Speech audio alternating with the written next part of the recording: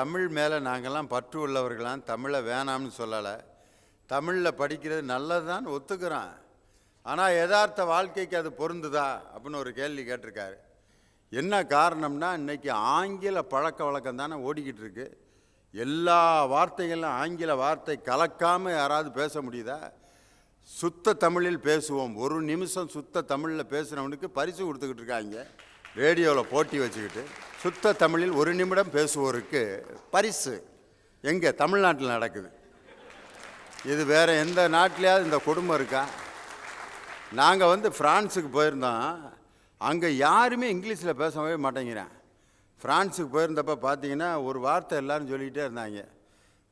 எங்கள் கூட கூட்டு வந்த ஒரு நாங்கள் தங்கியிருந்த வீட்டில் இருக்க ஒரு பொண்ணு வழி கேட்குது, எங்கே போகணும், டெர்மினல் 4 எல்லாம் ஒரு வழி ஃப்ரெஞ்சில் சொல்கிறாரு. மேஷ்ரூ அப்படிங்கிறாங்க. மேஷ்ரூ அப்படின்னா என்ன அர்த்தம்? மஷ்ரூன்னா என்னம்மாண்ணா? தேங்க்யூன்னு அர்த்தம் அப்படின்ட்டு. இதை நம்ம நாட்டில் சொன்னால் வெட்டி போடுவாங்க. நீங்கள் தான் வழி சொன்னீங்களா? மஷ்ரூ அப்படின்னா ஏண்டா என்னடா விளாண்டுக்கிட்டு திட்டுறீங்களா? வழி சொன்னதுக்கு என்னை இப்படி சொல்லி திட்டுறவனா நீ அப்படிமா? மேஷ்ரூனாக்க தேங்க்யூன்னு அர்த்தம். அந்த நாட்டுக்காரன் அவன் மொழியை தவிர வேறு எதுலேயும் காசு கொடுத்தாலும் பேச மாட்டேங்கிறாங்க. ஃப்ரான்ஸ் நாட்டில் தன் தாய் மொழியின் மீது அவ்வளோ பெரிய பற்று இருக்குது. ஆனால் நம்ம நாட்டில் அதுக்கு அப்படி ஒரு வாய்ப்பு இருக்கா? அதான் கேட்டார் அவர். என்னங்க முத்துநிலவன், நீங்கள் என்ன சொல்கிறீங்க? நாங்கள் என்ன சொல்கிறோம்? தமிழில் அழகான பாரதிதாசன் பாட்டு இருக்குது, குழந்தைங்களுக்கு ஏற்ற பாட்டு. மழையே மழையே வா வா வா வா, வானத்தமுதே வா வா வா, தகர பந்தல் தனதனவென்ன, தாழும் கூரை மொனமொனவென்ன, நகர பெண்கள் செப்பு குடங்கள் நன்றெங்கும் கண கண கணவென்ன, மழையே மழையே வா வா வா வா, வானத்தமுதே வா வா வா. இது இல்லையா பாடம் வச்சிருக்கணும்? இதை பாடம் வைக்காம மழையே மழையேன்னு போன்னு சொல்கிறீங்களே என்கிற அர்த்தத்தில் ஆங்கில வழி கல்வியை நாங்கள் எதுக்குறோம். ஆங்கில மொழியை வேணான்னு சொல்லலை, வேறு எந்த மொழியும் வேணான்னு சொல்லலை. அதே நேரத்தில் தமிழ் மொழி வழியில் படிக்கும்போது குழந்தைங்களுக்கு தாய்மொழி வழி சிந்தனை. நீங்கள் எந்த மொழியில் பிறந்தவனுக்கும் தாய்மொழியில் தான் சிந்திக்க முடியும். நீங்கள் எம்ஏ இங்கிலீஷ் லிட்ரேச்சர் படித்தா கூட சிந்தனை என்பது தாய்மொழியில் தான் இருக்கும். நீங்கள் சொன்னீங்களா நல்லா? இயேசு ஏன் அவருடைய தாய்மொழியில் பேசினார்? புத்தர் ஏன் அவருடைய தாய்மொழியில் பேசினார்? உலகத்தையே மாற்றின டாஸ் கேபிட்டல் புத்தகத்தை ஜெர்மனில் ஏன் கார்ல் மார்க்ஸ் எழுதினார்? எல்லாம் அந்த தாய்மொழியில் தான் உண்மையான சிந்தனை வரும். நான் ஆங்கிலத்தை படிக்காதீங்கன்னு சொல்ல, அப்படி புரிஞ்சுக்காதீங்க. எல்லா மொழியும் படிக்கணும். சென்றிடுவீர் எட்டு திக்கும், கலை செல்வங்கள் யாவும் கொணர்ந்து இங்கு சேர்ப்பீர்னா நீங்கள் அங்கேயே சௌரியமாக தங்கிக்கிறேங்கிறீங்க. அதைத்தான் நான் கேட்குறேன். ஒரு இருட்டில் மாட்டிக்கிட்ட ஒருத்தனுக்கு பேட்டரி லைட் கிடைச்சா டக்குன்னு எடுத்து பிடிக்கலாம், நெருப்புட்டி இருந்துச்சுன்னா கிளிக்கலாம், அல்லது லைட் சுவிட்ச் இருந்துச்சுன்னா போடலாம். போட்டாலும் கண்ணு தெரியணும் ஐயா. கண் என்பது தாய்மொழி. மற்ற விளக்குகள் எல்லாம் உங்களை பிற மொழிகளில் எவ்வளவுனா படிக்கலாம். அடிப்படையாக தாய்மொழி வழி கல்வி இல்லைங்கிறதான நம்முடைய வரலாற்றின் மிகப்பெரிய சோகமே. சுதந்திர இந்தியாவின் மிகப்பெரிய தோல்வி 2 இருக்குன்னா 1 கல்வியில் இருக்குது. தயவு செய்து புரிஞ்சுக்கங்க. அவர் சொன்னார், கோயம்புத்தூரில் பொறியியல் படிக்கணும்னு நினைக்கிறாங்க, ஆனால் தர முடியலையே. ஏன்? நான் கேட்குறேன், என்ன கேவலம் ஐயா இது? 1000 ஆண்டுகளுக்கு முன்பு நிழல் தரையில் விழாதல், பக்கத்தில் 50 கிலோமீட்டர் தூரத்திற்கு மலையே இல்லாத தஞ்சாவூரில் 700 அடி உயரத்திற்கு ஒற்றை கல்லை ஏற்ற தமிழனால் எந்த பொறியியல் ஆங்கிலத்தில் கற்றுக் கொடுக்கப்பட்டது? 2000 ஆண்டுகளுக்கு முன்பு கல்லணையில் பொங்கி வரும் காவிரியை மறித்து கட்டுவதற்கு எந்த ஆங்கிலேயன் உங்களுக்கு கற்றுக் கொடுத்தான்? அந்த பொறியியல் தமிழில் முடியாதுன்னு சொல்றது தமிழுக்கு கேவலம், தமிழர்களுக்கு கேவலம். தயவு செய்து அப்படிலாம் சொல்லாதீங்க. செம்மொழி என்கிற வார்த்தையை பயன்படுத்தி என்று ஆண்டுகளுக்கு முன்பு பரிதிமார் கலைஞர் சொன்னார். பின்னால் மறைமலடிகள் போராடினார், திருவிக்கா துறந்தார், தேவநேய பாவாணர் வளர்ந்தார். இவ்வளவு வந்த பிறகு அப்துல் கலாம் தமிழ் வழி பல்கையில் படித்துத்தான் உலகையே வியக்க வைக்கிற மிகப்பெரிய விஞ்ஞானி ஆனார். சுஜாதா என்கிற ஒரு மிகப்பெரிய விஞ்ஞான எழுத்தாளர் தமிழ் வழியில் தான் நான் படித்தேன் என்று பெருமையாக சொல்கிறார். விஞ்ஞானம் இன்றைக்கும் வளர்ந்திருக்கிறது, தமிழும் வளர்ந்திருக்கிறது. உலகில் மிக அதிகமான இணையம் என்கிற இன்டர்நெட் ஆங்கில மொழிக்கு அழித்தபடியாக 19 லட்சம் இணையம் தமிழில் தான் இருக்கிறது என்பதை தயவு செய்து நீங்க முதல்ல புரிஞ்சுக்குங்க. நன்றி. தமிழ் வழி கல்வி இந்த நாட்டிற்கு மிகவும் அவசியம்ட்டு ரொம்ப அருமையாக பேசினார். நாங்கள் வெளிநாடுகளுக்கு போயிருக்கிறப்ப அந்த வெளிநாடுகளில் இருக்கக்கூடிய வீடுகளுக்கு நாங்கள் போவோம். அங்கே இருக்கக்கூடிய நம்ம இலங்கை தமிழர்களுடைய வீடுகளில் தான் நாங்கள்லாம் தங்குவோம். அங்கே பார்த்தீங்கன்னா சுவிட்சர்லாந்தில் ஒருத்தருடைய வீட்டுக்கு நான் போயிருந்தேன். ஒரு சின்ன குழந்தை பள்ளிக்கூடத்துலேருந்து வருது. ஷூ போட்டு டை கட்டிட்டு வருது. சுவிட்சர்லாந்திலே பிறந்து வளர்ந்த குழந்தைன்னு அவங்க அப்பா சொல்கிறார். சுவிட்சர்லாந்திலே பிறந்துச்சு, இங்கே தான் வளர்ந்துச்சு, 4th ஸ்டாண்டர்ட் படிக்குது, 4th ஃபார்ம் என்னமோ சொன்னார், 4th கிரேட் படிக்குது அப்படின்னாரு. சரி, இந்த பிள்ளை நம்ம எப்படி பேசுறதுன்ட்டு ரொம்ப ஆசையாக அந்த பிள்ளைகிட்ட பேசணும்னு சொல்லி, hi baby, how are you, come on அப்படின்னு தூக்கி மடியில் உட்கார வச்சு, what is your name, what are you doing now அப்படின்ட்டு, சரி இவ்வளவு தெளிவாக இங்கிலீஷில் பேசினா அதுக்கு விளங்காதுன்ட்டு இன்னும் நாக்க மடக்கி பேசினேன். Hi baby, how are you, you are studying in Switzerland, what are you doing now அப்படின்னேன்.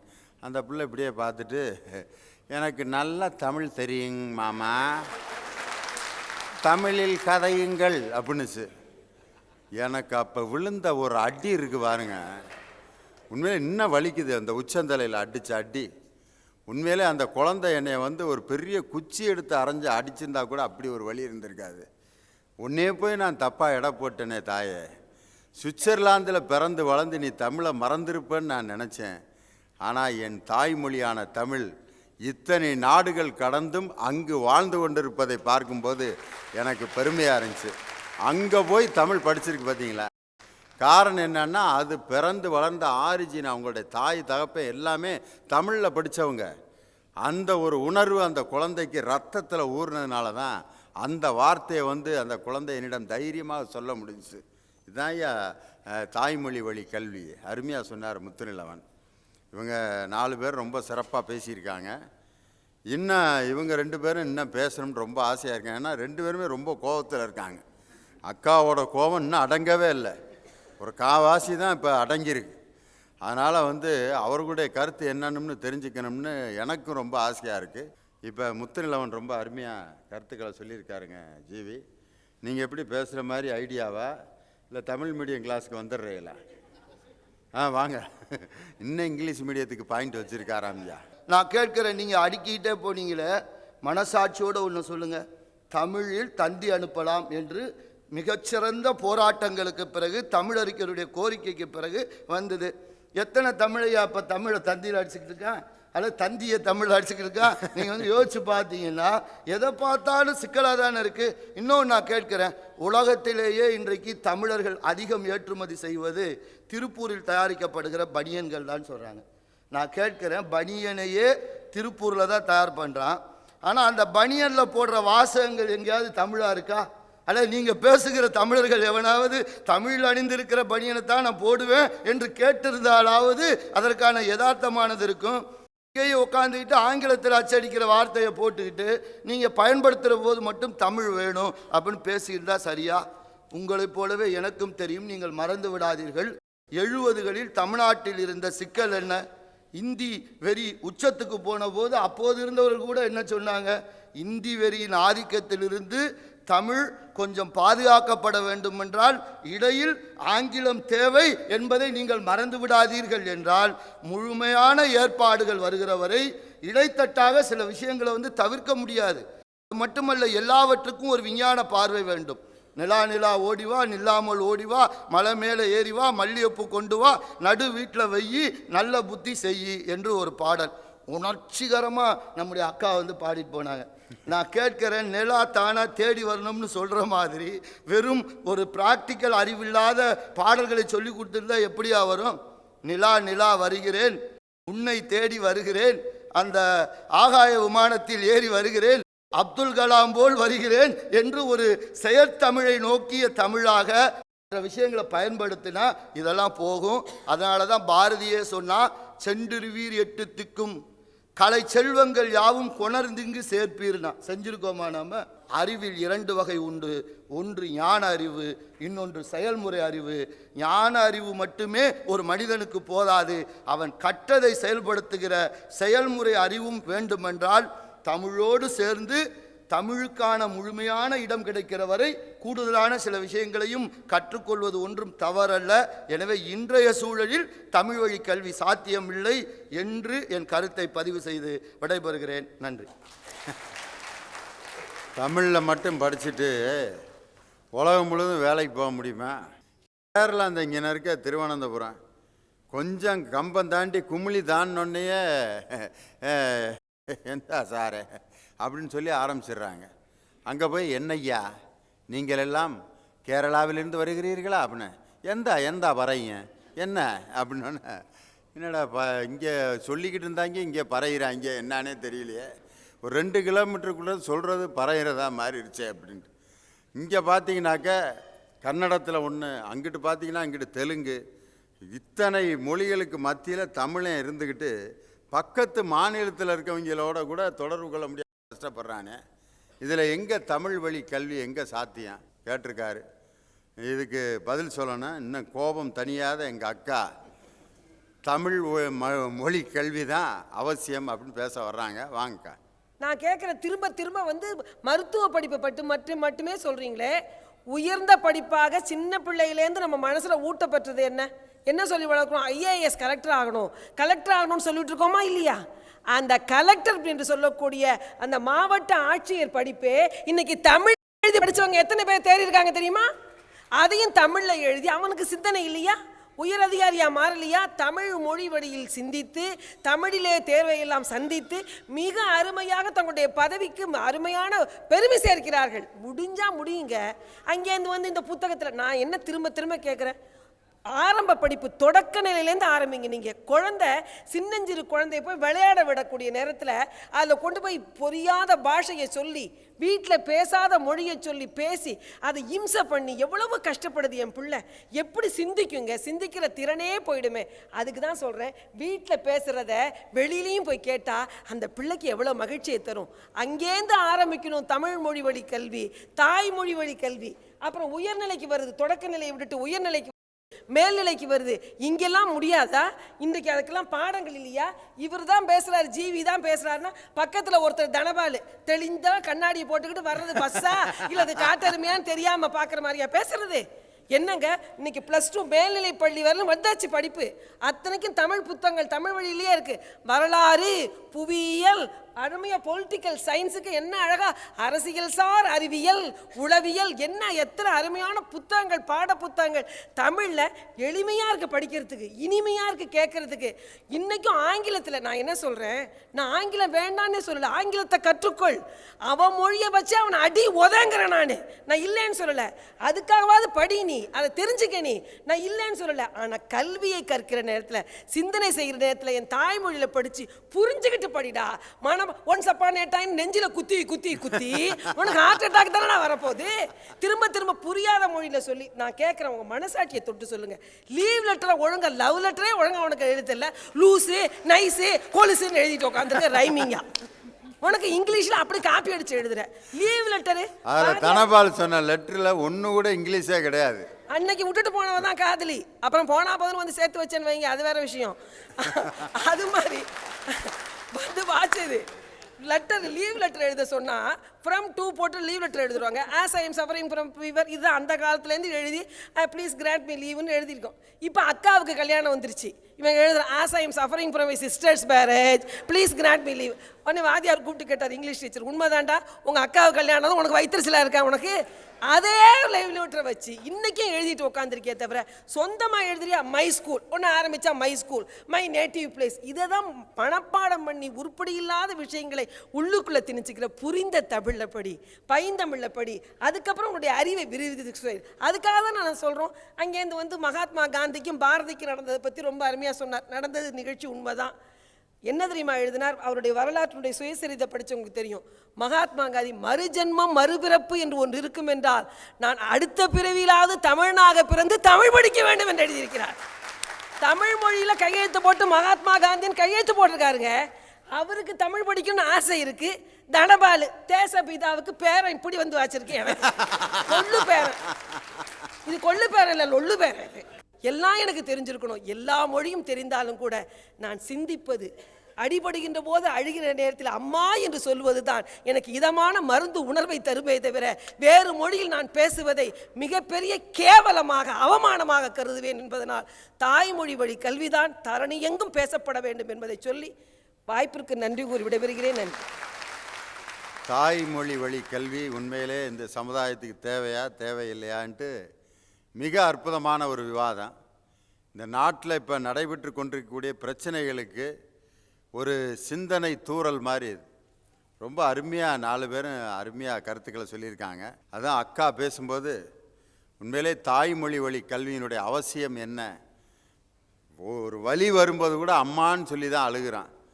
எவ்வளவுதான் அவன் ஒரு ஆங்கில பெரிய புலவராக இருந்தாலும் ஆப்ரேஷன் பண்ணி தையல் போட்டு அழுதுகிட்டு இருக்கும்போது ஓ மை ஃபாதர் ஆப்ரேஷன் தையல் it's very paining for me அப்படின்னு சொல்கிறதில்ல. அம்மா ஐயா வலி தாங்க முடியலம்மா அப்படின்றான். என்ன காரணம் அப்படின்னாக்க அந்த இடத்துல அவனுடைய உணர்வுகளோட கலந்த மொழி அது. அதனால் உணர்வுகளுக்கு ஆட்படும் போது அந்த மொழி தான் வெளியே வருமே ஒழிய மற்ற மொழிகள் வெளியே வராது. அதனால தான் ஒருத்தனுக்கு துன்பம் வரும்போது அவனுடைய வெளிப்பாடு தாய்மொழியில் தான் வரும். இதுக்கு மேலே வேறு என்ன வேணும்? ஆப்ரேஷன் பண்ணி ஒருத்தனை அறுத்து போட்டிருக்கும்போது தன்னுடைய தாய்மொழியில் தான் கதறி அழுவேன். ஒரு சின்ன இங்கிலீஷ் மீடியத்தில் 5 வருஷம் படித்த பையலை கூட ஓங்கி ஒரு இன்ஜெக்ஷன் டாக்டர் போட்டார்னா என்ன சொல்கிறேன்? Mummy injection paining. இது வரைக்கும் நான் சொன்னதாக சரித்திரமே கிடையாது. மாதம் 15,000 ரூபா கொடுத்து இங்கிலீஷ் மீடியத்தில் படிக்க வைக்கிறாரு. ஊசி போடுறப்ப அம்மா வலிக்குதுமா, இந்தால மெதுவாக குத்த சொல்லுமா அப்படிங்க. அவனுடைய உணர்வு வெளிப்படும் போது தாய்மொழியில் தானே சொல்கிறேன். 4 பேரும் ரொம்ப நல்ல கருத்துக்களை சொன்னாங்க. தமிழ் மொழி வழி கல்வி இந்த நாட்டுக்கு அவசியம் இல்லை, அது ப்ராக்டிக்கலாக அதுதான் சரி அப்படின்ட்டு அதையும் இங்கிலீஷ்லேயே சொன்னார். Practically it is correct. ஏன்னா தமிழில் மட்டும் படித்து என்ன பிரயோஜனம்? என்எஸ் கிருஷ்ணன் பாம்பேக்கு போய் அவர் பட்டப்பாடு ஒரு புஸ்தகத்தில் எழுதியிருக்காரு. ஒரு ஹோட்டலுக்கு போனார். தம்பி அப்படின்னு சப்ளையருக்கு தமிழ் தெரியாது. கியா சாப் அப்படின்னா பால், கியா பால், கியா சாப் பால், கியா பால். என்எஸ் கிருஷ்ணன் கடுப்பாயி பேப்பர் அப்படின்னாரு. ஒரு பேப்பரை வாங்கி மாட்டை வரைஞ்சி மாட்டு மடியை வரைஞ்சி பால் அப்படின்னாரு. அதுக்கப்புறம் தான் அந்த சப்ளையர் ஓ தூத் அப்படின்னு இருக்கான். 8 மணிக்கு கேட்ட பால் 2:45 வந்திருக்கு அவருக்கு. பாம்பேயில் போய் தூத்துங்கிற வார்த்தை தெரியாமல் ஹோட்டலில் பால் வாங்கி குடிக்க முடியுமா? வெளிநாட்டில் நம்ம பையன் இருக்கான் அப்படிங்கிறத நினச்சி சந்தோஷப்படுற மக்கள் எவ்வளவோ பேர் இருக்காங்க. இன்றைக்கி வெளிநாட்டில் தமிழ்நாட்டில் இருக்க ஒரு கலாச்சாரத்தில் ஒரே ஒரு விஷயத்தை மட்டும் சொல்கிறேன். இங்கேருந்து வெளிநாட்டுக்கு ஒருத்தனை கூட்டி போயிருந்தான், ஒரு கலைஞனை. நம்ம நாட்டில் இருக்க டாய்லெட்டுக்கும் அங்கே இருக்க டாய்லெட்டுக்கும் நிறைய வித்தியாசம் இருக்குது. நம்ம நாட்டில் அழகாக தண்ணி வச்சுருப்பாங்க. போயிட்டு வந்தோன்னே டக்குன்னு தண்ணியை ஊற்றி கழுவிடுவேன். அங்கே தண்ணியே இல்லை, காஞ்சி கிடக்குது டாய்லெட்டு. 2 உயர் பேப்பரை சுற்றி வச்சுருக்கேன். இவன் போனவனுக்கு ஒன்றும் புரியல.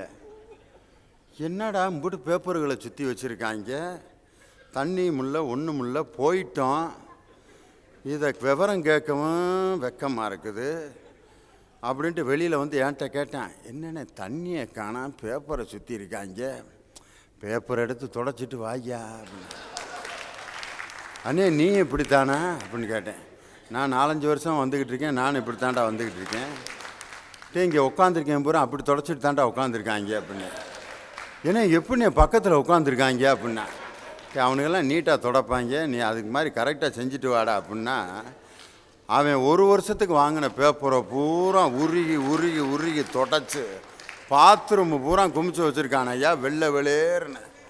அந்த வீட்டு ஓனர் கதவு தர, ஐயோயோ 1.5 வருஷத்துக்கு வாங்கின பேப்பரை ஒரு தடவை போய் காலி பண்ணி விட்டானே அப்படின்னு. எனக்கு வேறு ஒன்றும் இல்லை, ஒரு அவ்வளோ தண்ணியே வச்சுருந்தீங்கன்னா ஜோலி முடிஞ்சு போயிருங்க. உன்னை யார் இப்படி 1.5 குயர் பேப்பர் இதில் சுற்றி வைக்க சொன்னது அப்படின்ட்டு அங்கே அவன் கஷ்டப்படுறேன். அமெரிக்காவிலேயே பிறந்து வளர்ந்து படித்த பயல்களை இங்கே கொண்டு வந்திருக்கேன். அப்போ தான் கிராமத்துக்கு கூட்டி வர்றேன் தான் பெத்த பிள்ளைகளை. அமெரிக்காவிலே பிறந்து வளர்ந்த பயல்களை கிராமத்தில் பார்த்தீங்கன்னா இந்தியன் டைப் டாய்லெட், நடுவில் ஒரு பள்ளம், இங்கே ஒரு கால் வைக்கிற ஸ்டோன், இங்கே ஒரு கால் வைக்கிற ஸ்டோன். அவன் அப்படி ஒரு டாய்லெட்டை பார்த்ததே இல்லை. அவங்க அப்பன்ட்ட கேட்டிருக்கான், வாட் இஸ் திஸ் அப்படின்ட்டுருக்கான். This is Indian type toilet. This is you put your right leg in the stone and left leg in the stone and sit down in the middle. You will press it, you will sit it அவுட்ன்றிருக்கான். அவங்க அப்பேன்னு சொன்னதை அப்படியே கடைப்பிடிச்சிட்டான். அவங்க அப்பா என்னன்னா பேண்ட்டை போட்டு அப்படியே உட்காந்துருந்துருக்காரு. உட்காந்து you press it and sit it அவுட்டுன்ட்டான். இதை கேட்டுவிட்டு அந்த அவங்க அப்பையும் போன பிறகு அடுத்த நாள் காலையில் அவனுக்கு இருக்கு ரொம்ப அர்ஜென்ட் ஆகி போச்சு. அவங்க அப்பையும் சொன்னது மாதிரி put the right leg in the right stone and the left leg in the left stone and sit down in the middle and press இட்டுருக்கேன். வந்துருச்சு. ஆனால் கோப்பையில் ஒன்றையும் காணேன். என்னடா ஒன்றையும் காணான்னு தேடி பார்த்துருக்கேன். பேண்ட்டில் 2 தவணையாக பிரிஞ்சு முழங்கால்கிட்ட கிடக்குது அவனுக்கு. வெளியில் அப்படியே வர்றான் ரத்த கண்ணீர் எம்மராத மாதிரி. எப்பா அப்படின்னு, என்னப்பா சொன்ன அப்படின்னு. ஏண்டா பேண்ட்டை கழட்டிட்டு போக வேணாமா, நீ அப்படியா செஞ்சு காமிச்ச, நீ பேண்ட்டோட தானே உட்காந்து காமிச்ச, போச்சா. அந்த நாட்டோட கலாச்சாரத்துக்கு இந்த நாட்டு கலாச்சாரத்துக்கு இந்த விஷயத்தில் எவ்வளோ மாறுபாடு இருக்குது பார்த்தீங்களா. இப்படி இருக்கும்போது ஒரு மனிதன் தன்னுடைய மொழியில் சிந்திக்கும்போது உண்மையிலே அப்போ தான் உண்மையை சிந்திக்கிறான். தனது தாய்மொழியில் அவன் சிந்திக்கும் பொழுது மட்டும்தான் அவனுக்கு சுயமான சிந்தனை என்பது உருவாகும். தான் யார் என்பதை உணர வைப்பது அவன் தாய்மொழியில் அவன் சிந்திக்கும் போது மட்டுமே. மற்ற மொழிகள் அவன் வாழ்வதற்கு பயன்படும், அவன் சம்பாதிப்பதற்கு பயன்படும், அவனுடைய பொருள் ஆதாரத்தை பெருக்குவதற்கு பயன்படும். ஆனால் உணர்வுகளை வெளிப்படுத்துவதற்கும் மனிதர்களோடு சுகமாக சுமூகமாக வாழ்வதற்கும் அவன் அடிப்படையில் சிந்திக்க வேண்டியது தாய்மொழியில்தான். எனவே கல்வி என்பது தாய்மொழி வழியில் கற்றால்தான் ஒரு மனிதன் முழுமையான மனிதனாக வளர்ச்சி அடைய முடியும். அதற்கு எடுத்துக்காட்டு நான் தான். எனவே தாய்மொழி வழி கல்விதான் இன்றைய மாணவர்களுக்கு, இன்றைய கல்வித்துறைக்கு, இன்றைய சமுதாயத்திற்கு அவசியம் என்பது என்னுடைய கருத்து. நன்றி, வணக்கம்.